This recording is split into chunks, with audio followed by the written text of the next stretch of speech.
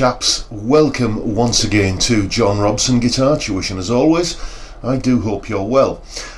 Today I hope to be able to show you everything that you need to know on how to play a typical electric 12-bar blues solo and chord sequence for that matter.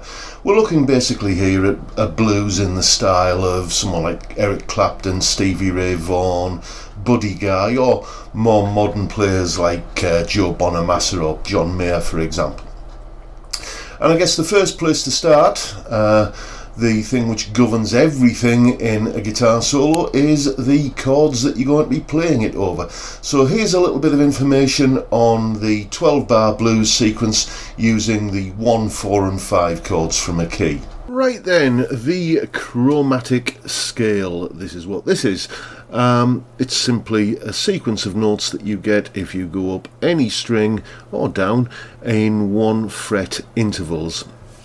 And if we divide this scale up using the formula of tone, tone, semitone, tone, tone, tone, semitone, or 2 frets, 2 frets, 1 fret, 2 frets, 2 frets, 2 frets, 1 fret, if you prefer, we get something called a major scale. And if it starts on an A note, that gives us the A major scale, containing the notes of A, B, C sharp, D, E, F sharp, G sharp, and back to A again. Each one of those notes can be turned into a chord like this, giving us a set of chords known as the key of A major. Those chords, as you can see, are A, B minor, C sharp minor, D major, E major, F sharp minor, G sharp diminished, and finally back to A again. We number these chords, and the 1 chord based on the first note of the scale is an A major chord. The 4 chord based upon the 4th note of the scale is a D major chord, and the 5 chord based upon the 5th note of the scale is an E major chord. These are what are called the 1, 4 and 5 chords in the key of A, and these are the basis for any 12-bar blues in the key of A. Now, if you take the 1, 4 and 5 chords that we've just explained what they're all about there, and play them all as dominant chords, and there's more information on what that means later, but essentially it just means playing them as sevenths. Okay, so instead of playing A, D and E, you're going to be playing A7, D7 and E7, and if you put them together into a 12-bar chord sequence that is typical of the blues, it could end up sounding a bit like this.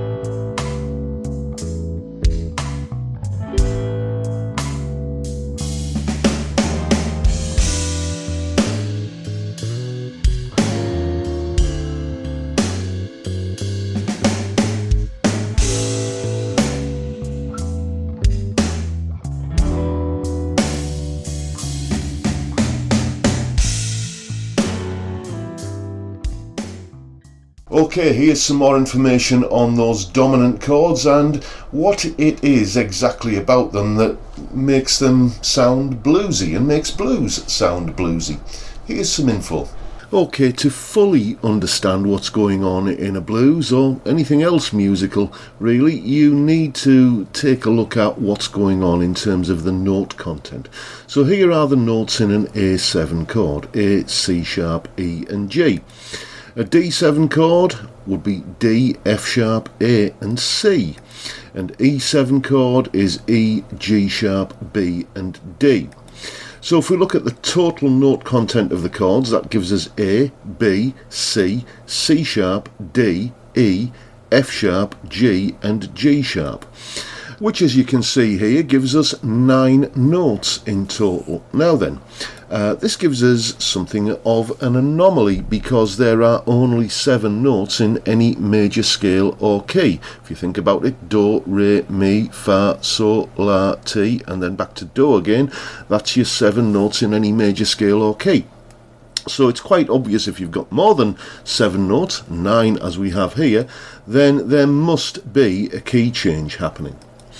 And if we take a look at the D major scale, D, E, F sharp, G, A, B, C sharp and back to D again, you can see that that contains the A, C sharp, E and G, which make up an A7 chord. And a G major scale contains all of the necessary notes for a D7 chord. And an A major scale contains all of the necessary notes for an E7 chord. So when you're playing over the A7 chord in a blues, you're actually in the key of D major. When you're playing over the D7 chord in a blues, you are actually in the key of G major. And when you play over an E7 chord in a blues, you're actually in the key of A major. And this is what goes a long way to creating that sense of tension and excitement in even the slowest of slow blues chord sequences. It's the fact that it's kind of floating between different keys. Anyway, let's go back to the A7 chord again. Here it is, the A, C sharp, E and G. What we've got here is the root, 3rd, 5th and flattened 7th note of an A major scale. And there exists between the 3rd and the flat 7th a 6 semitone or tritone interval. Now, any chord with a 3rd and a flat 7th is known as a dominant chord. And all dominant chords contain the very tense sounding 6 semitone or tritone interval, which is another thing that gives blues much of its inherent tension. So here are a few more dominant chords which can be used in place of 7th chords. Let's begin with the 9th chord. Here it is. And now let's move on to the 7th chord again, but this is an abbreviated version of it, which simply contains the root note and that all-important tritone interval.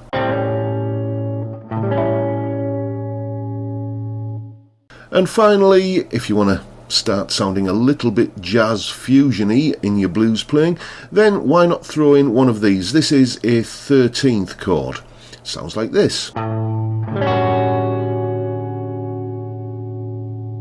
So there you go. There are some facts and bits of information that you may not have known about what's going on within the chords of a 12-bar blues, and a few extra chord shapes that you can use just to kind of spice up your blues rhythm guitar playing.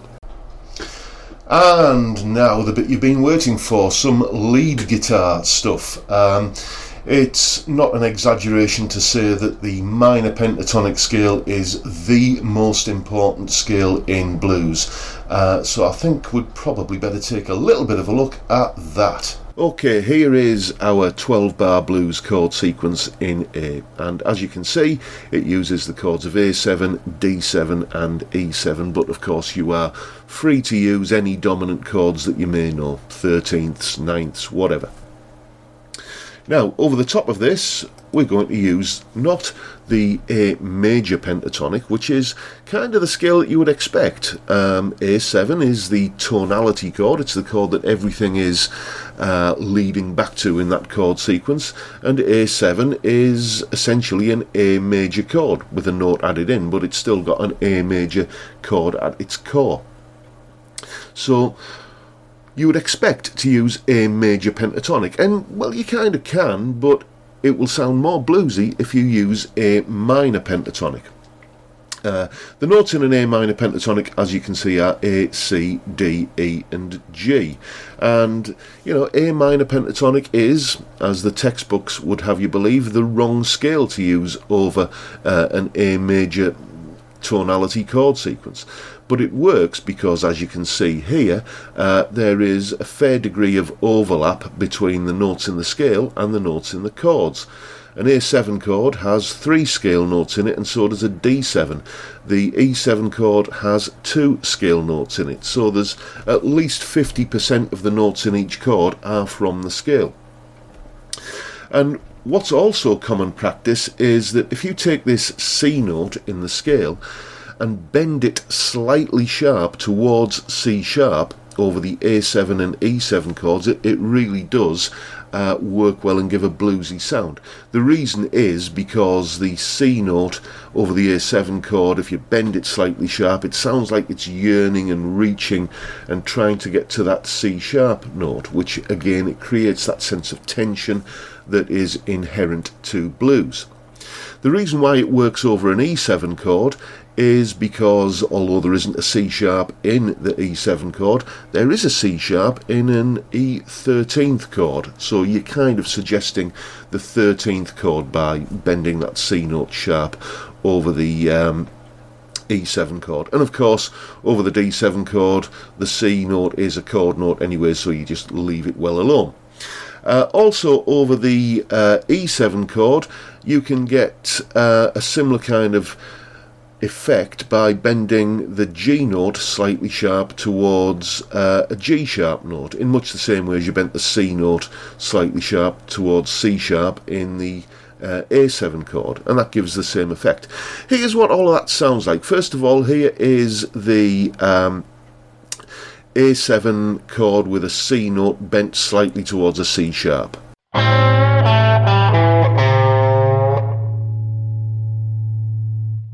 And here's that same idea, the C being bent slightly sharp over an E7 chord. And here is the G note being bent slightly sharp towards the G sharp over an E7 chord.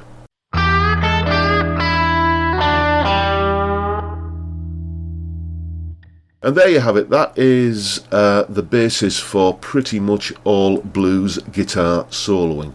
And we'll look at some more adventurous note choices shortly, but getting this down is going to get you a long way towards being a cool sounding blues guitar player. And here's a short solo using the A minor pentatonic over that A 12 bar blues chord sequence that we looked at earlier.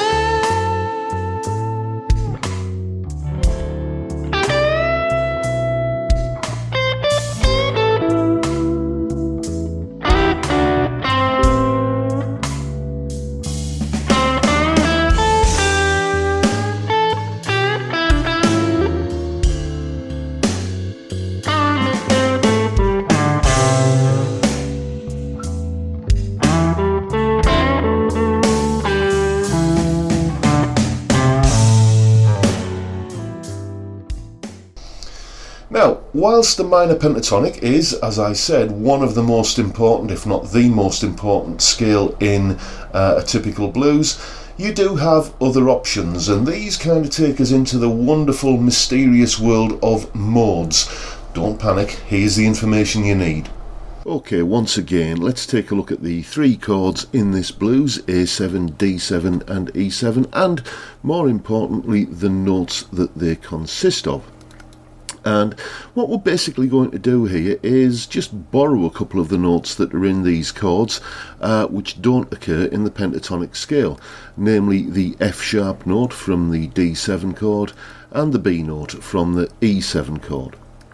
And there's our A minor pentatonic scale. Again, you can see clearly how many semitones or frets there are between all of the notes in that scale, and what we're going to do is add in the F sharp and B notes, starting with the B. There it is there, and then the F sharp, there it is there. Now, when you look at that in terms of what major scale intervals you're actually getting, I did a video about that recently, so if you aren't familiar with those, then check that out. what you get is root, second, flat third, fourth, fifth, sixth, flat seventh, and back to the root again. Or put another way, a minor pentatonic scale with a note 2 frets above the root and a note 3 frets below the root. And this is known as the Dorian mode. This would be the A Dorian mode because it is based around an A minor pentatonic. Technically speaking, it is a G major scale, but from the perspective of an A note. But I prefer to think of it simply as an A minor pentatonic with an added F sharp from a D7 chord and B from an E7 chord. So there you go. There are some scale fingerings that you can use to create some Dorian licks. And coming up next is a short solo of me playing a solo with some Dorian licks. Here it is.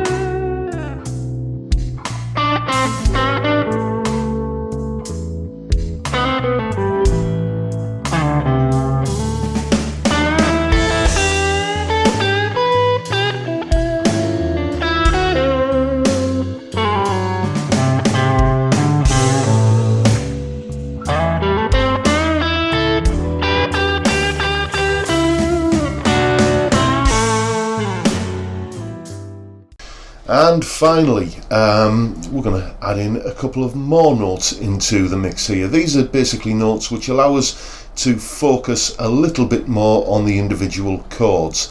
And this kind of takes us even further into the world of modes by virtue of the fact that we're adding these notes in. We end up getting the Mixolydian mode and a couple of other things. But you don't really need to kind of get too heavily into that theory for the moment. Here's the information you need. Okay, here's our 12-bar blues chord sequence again, just to remind you of what chords are actually in it.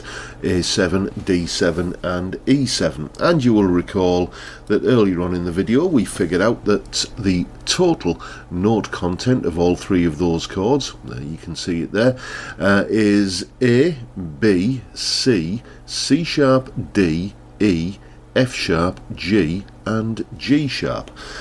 Since then we've talked about a couple of scales. The A Dorian mode, you can see, is lurking within that total note content from the chords, and lurking within the A Dorian mode is the A minor pentatonic scale, and that goes a long way to explaining why both of those scales work so well over this entire chord sequence.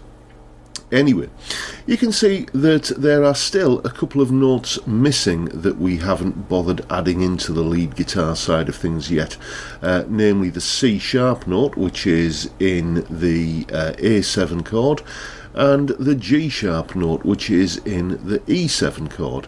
So why don't we add those in at the appropriate times? Now, that is the important part of that sentence, at the appropriate times. Pretty much all of the rest of the notes in either the A Dorian mode or A minor pentatonic you can just land on with abandon. You don't really have to worry about what chord you're playing over. I mean, sure, you can bend the C towards a C sharp over the A7 chord and the G up towards a G sharp over the E7 chord, as we discussed earlier, but by and large you can use the minor pentatonic and the Dorian mode without really having to think too much about the chords that you're playing over. However, if you're going to target the G sharp and C sharp notes explicitly, then you really do need to be conscious of whether you're playing them over the correct chords or not. Playing a C sharp note over a D7 chord, for example, won't sound very pleasant at all. Anyway, here are some scale fingerings showing the A Dorian mode and where you can add the C sharp note in at the appropriate time. And once you've learned those, here are some A Dorian mode scale fingerings showing where you can add the G sharp note in. Now, I say once you've learned these, you shouldn't really waste a lot of time on learning these. Just basically learn where these extra notes are. Let's look at it from the perspective of how I learned it. First of all, make sure you know your pentatonic scales. Then your next stage on from that is learning how to add some notes in to make it up to a Dorian mode, and once you've got that, then just learning where to place another extra couple of notes isn't that big a deal. It's certainly a lot easier to break it down into those stages than it is to sit and try and learn a lot of scale patterns from scratch. Anyway, here is a short solo using the A Dorian mode plus the C sharp and G sharp notes at the appropriate times over the relevant chords.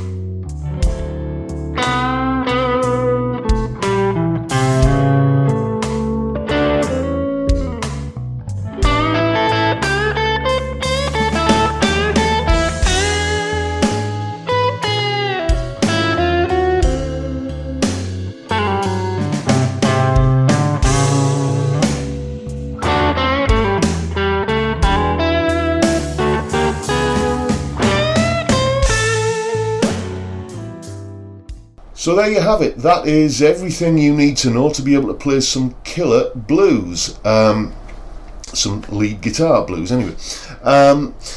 If you've enjoyed this lesson, please click the like and subscribe button and the notification bell, and if you would like some tailored one-to-one guitar tuition, then please give me a shout via the details at the end of this video.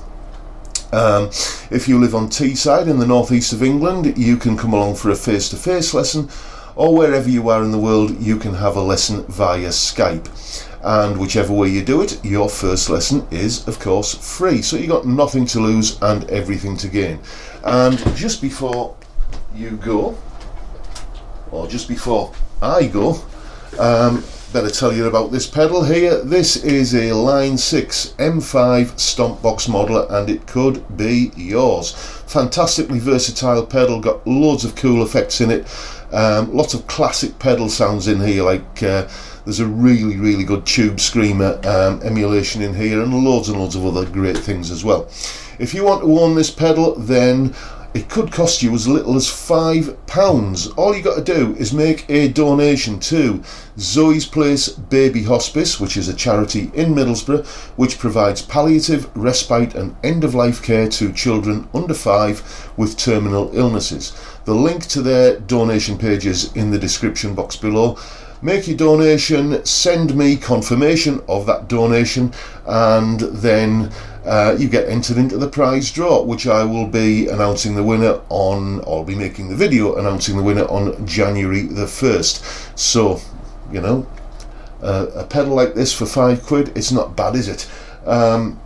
It's not bad. It's not a bad pedal, even if you pay full price for it. But if you manage to get it for a £5, well done you. Don't forget you can download the backing track that we've been using for all of the examples in this blues lesson from the description box below, and all it remains for me to do now is thank you for watching. Thank you so much for your time. I look forward to seeing you all again next time around, probably before Christmas, but if not, make sure you have a great Christmas and Happy New Year, and I look forward to seeing you next time. Bye for now, folks.